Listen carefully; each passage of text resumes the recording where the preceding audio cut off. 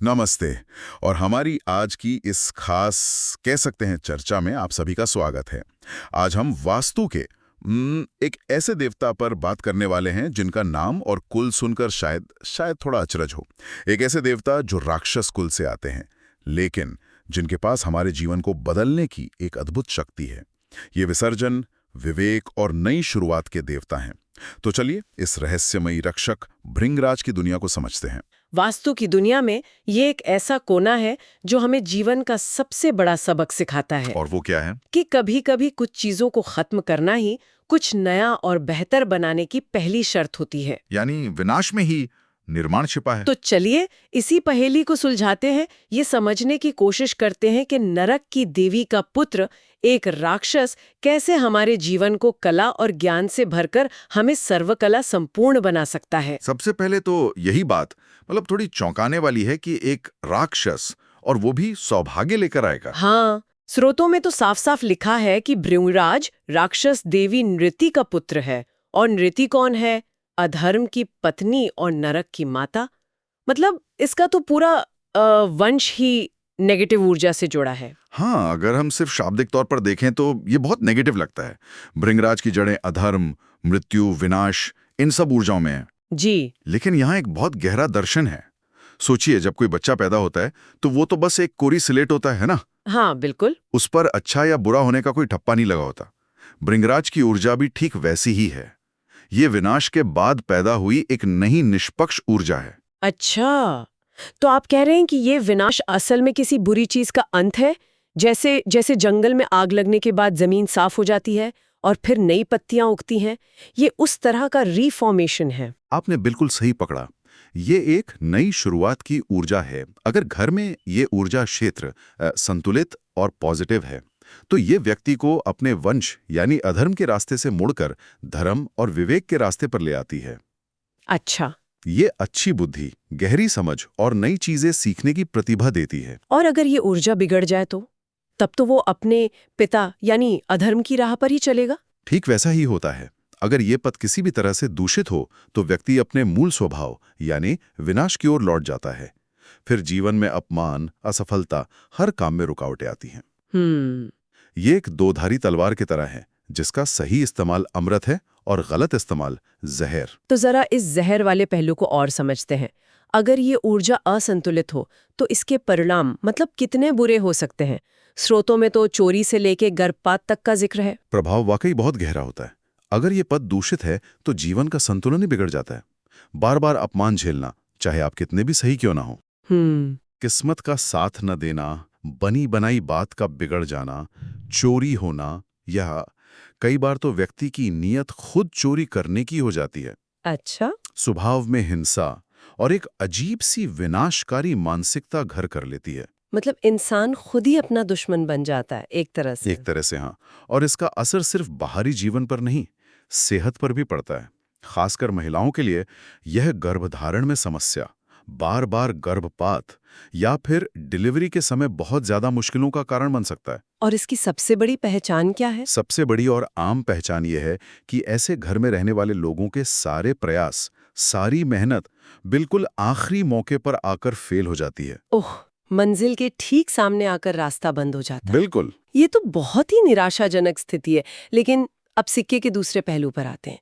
जब यही राक्षस वरदान देता है, जब ये ऊर्जा संतुलित होती है, तब क्या चमत्कार होता है? तब जिंदगी पूरी तरह बदल जाती है। जब ये पद शुभ होता है तो भाग्य ऐसे साथ देता है कि वो पुरानी कहावत सच लगती है, मिट्टी में हाथ डाले तो सोना बन जाए। हाँ बिल्कुल। पर इसका सबसे बड़ा वरदान है विवेक की शक्ति। विवेक यानी डिस्क्रेशन। इसे थोड़ा और आसान भाषा में समझाइए। रोजमर्रा की जिंदगी में इसका क्या मतलब है? इसका मतलब है लेट गो करने की कला। ये समझना कि जीवन में क्या रखना है और क्या जाने देना है। अच्छा। कौन से विचार काम के हैं और कौन से विचार सिर्फ बोझ हैं। कौन से रिश्ते निभाने हैं और कौन से तोड़ देने हैं। ये जो सही चुनाव करने की क्षमता है ना, यही विवेक है। भृंगराज की ऊर्जा यही देती है। अरे वाह! तो ये एक तरह का मेंटल और इमोशनल फिल्टर है जो कचरे को बाहर करता है और काम की चीजों को सहेज लेता है। एकदम सही। और यही प्रक्रिया हमारे शरीर में भी होती है। ये ऊर्जा भोजन से पोषक तत्वों को सोखकर शरीर को ताकत देती है और बाकी कचरे को बाहर निकाल देती है। जब ये विवेक जाग जाता है तो व्यक्ति अपनी कला और अपने ज्ञान को निखारने लगता है। स्रोत कहते हैं कि ये ऊर्जा विष को अमृत में बदलने की शक्ति रखती है।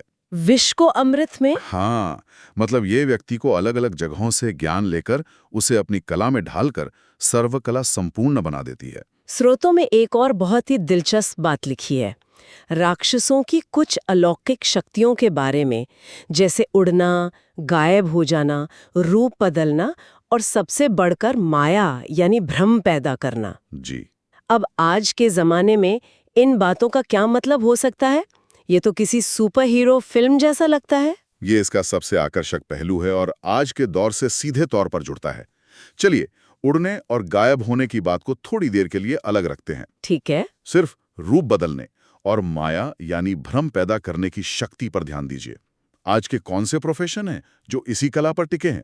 मेरे दिमाग में तो सबसे पहले एक्टर्स आ रहे हैं। हाँ, एक अभिनेता हर फिल्म में एक नया रूप ले लेता है, एक नई पहचान ओढ़ लेता है। बिल्कुल। या फिर मेकअप आर्टिस्ट जो किसी का भी चेहरा बदल सकते हैं। बिल्कुल सही सोचा आपने। Theatre, stage show, film industry, direction, makeup, costume design. आजकल के दौर में देखें तो स्पेशल इफेक्ट्स बनाने वाले या सोशल मीडिया इन्फ्लुएंसर्स भी, वो भी तो एक तरह का भ्रम ही रच रहे हैं। बिल्कुल, ये सभी क्षेत्र माया या भ्रम रचने की कला पर ही तो आधारित हैं। ये एक ऐसी दुनिया बनाते हैं जो असली नहीं है पर असली लगती है।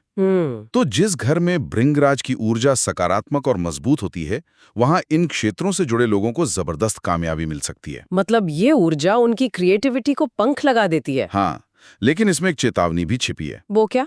ये वो क्षेत्र है जो भ्रम पैदा करता है, इसलिए अगर हम जमीन से जुड़े ना रहें तो यही कल्पनाशीलता हमें भटका भी सकती है। इंसान अपनी ही बनाई दुनिया में खो सकता है, इसलिए संतुलन बहुत जरूरी है। ये सब सुनकर तो अब हर कोई चाहेगा कि उसके घर में ये ऊर्जा संतुलित हो। तो अब आते हैं सबसे जरूरी सवाल पर। घर में ये जगह होती कहाँ है? वास्तु के नक्शे पर इसे कैसे ढूंढे और इसका सही इस्तेमाल क्या है? ये क्षेत्र घर के दक्षिण पश्चिम यानी साउथ वेस्ट और दक्षिण यानी साउथ के ठीक बीच में आता है। दक्षिण पश्चिम और दक्षिण के बीच में? जी। इसे वास्तु की भाषा में नैऋत्य कोण भी कहते हैं। और आपको जानकर शायद हैरानी होगी कि इस जगह का सबसे उत्तम उपयोग है शौचालय बनाना। एक मिनट, शौचालय? ये तो बहुत ही अजीब बात है। हाँ, मैंने तो हमेशा सुना है कि दक्षिण पश्चिम को घर का सबसे भारी, सबसे मजबूत और मास्टर कोना माना जाता है। कहते हैं यहाँ घर के मुखिया का कमरा होना चाहिए, तो फिर वहाँ शौचालय जैसी अशुद्ध चीज, ये दोनों बातें तो एक दूसरे को काट रही हैं। ये बहुत अच्छा सवाल है और ये उलझन बहुत लोगों को होती है।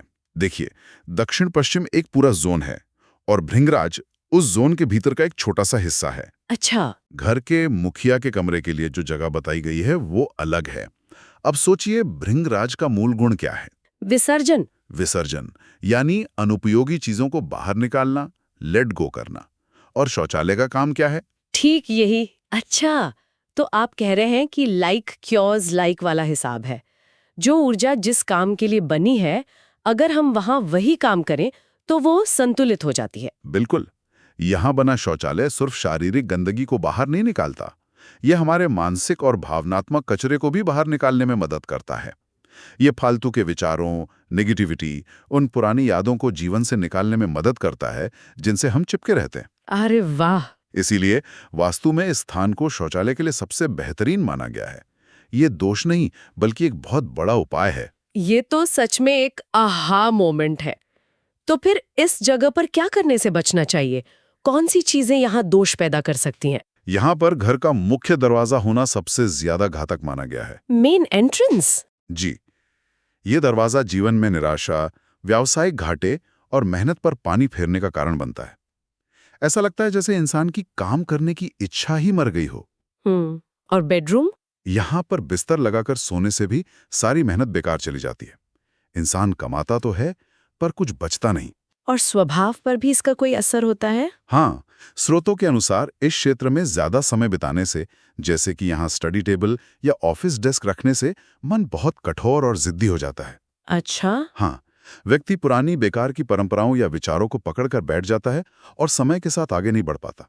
उसकी ग्रोथ रुक जाती है। ठीक है, मान लीजिए किसी के घर में पहले से ही इस जगह पर मुख्य दरवाजा या बेडरूम है। अब घर बनने के बाद इतनी बड़ी तोड़फोड़ करना तो लगभग नामुमकिन होता है। हाँ, बिल्कुल। तो क्या ऐसे लोगों के लिए कोई उपाय है, कोई समाधान? हाँ, बिल्कुल है। शास्त्रों में हर चीज का उपाय बताया गया है। सबसे पहला और परंपरागत उपाय है इनका नैवेद्य, यानी भोग। हाँ, इनके लिए समुद्र की मछली अर्पित करने को कहा गया है। लेकिन जो लोग शाकाहारी हैं, उनका क्या? उनके लिए भी विकल्प है। वो उड़द की दाल का आटा गूंथकर उसे बकरी की जीभ जैसी लंबी आकृति देकर अर्पित कर सकते हैं। ये उपाय बुधवार के दिन किया जाता है। ठीक है। लेकिन एक बात का खास ध्यान रखना है, ये नैवेद्य प्रसाद की तरह खाना नहीं है। खाना नहीं है। नहीं, इसे विसर्जित कर देना है, यानी बहते पानी में बहा दें या किसी पीपल के पेड़ के नीचे छोड़ दें। इसके पीछे का तर्क क्या है? क्योंकि इसका उद्देश्य भी विसर्जन या लेट गो के सिद्धांत को मजबूत करना है। आप अपनी समस्या को प्रतीक के रूप में अर्पित करके उसे जाने दे रहे हैं, उसे अपने अंदर वापस नहीं ले रहे। ये तो बहुत गहरा मतलब है। क्या इससे भी कोई सरल रोजमर्रा का उपाय है? हाँ, एक बहुत ही आसान उपाय है। एक काले कपड़े में थोड़ी सी काली मिर्च के दाने बांधकर एक पोटली बना लें और उसे इस क्षेत्र में कहीं रख दें। बस इतना ही? हाँ, इसके अलावा काली मिर्च, काले तिल और घी से हवन करना भी एक बहुत प्रभावी उपाय माना गया है। पर जैसा मैंने पहले कहा, अगर संभव हो तो इस दोष का सबसे बड़ा और स्थायी उपाय तो यहाँ एक शौचालय का होना ही है। तो आज की इस पूरी बातचीत का सार अगर मैं एक लाइन में कहूँ तो वो ये है कि भृंगराज, जिसे हमने एक राक्षस कहकर शुरू किया, असल में जीवन के सबसे जरूरी कौशल लेट गो यानी जाने देने की कला का प्रतीक है। बिल्कुल, ये वो शक्ति है जो हमारे जीवन से अनावश्यक बोझ हटाकर नई और बेहतर चीजों के लिए जगह बनाती है।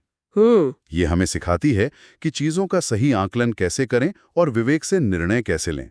जब हम फालतू चीजों को हटा देते हैं, तभी हमारे असली ज्ञान और कला को चमकने का मौका मिलता है। ये हमें याद दिलाता है कि कभी-कभी आगे बढ़ने के लिए कुछ चीजों, कुछ आदतों और कुछ विचारों को पीछे छोड़ना ही सबसे सही और सबसे साहसी कदम होता है। सही कहा। यही विवेक हमें प्रतिभाशाली बनाता है। तो आज इस बातचीत को यहीं खत्म करते हैं और सुनने वालों के लिए एक सवाल छोड़ जाते हैं। आज आपके जीवन में ऐसी कौन सी एक चीज है, चाहे वो कोई पुराना विचार हो, कोई खराब आदत हो या कोई बेकार पड़ी वस्तु, जिसका विसर्जन करके आप किसी बेहतर चीज के लिए जगह बना सकते हैं?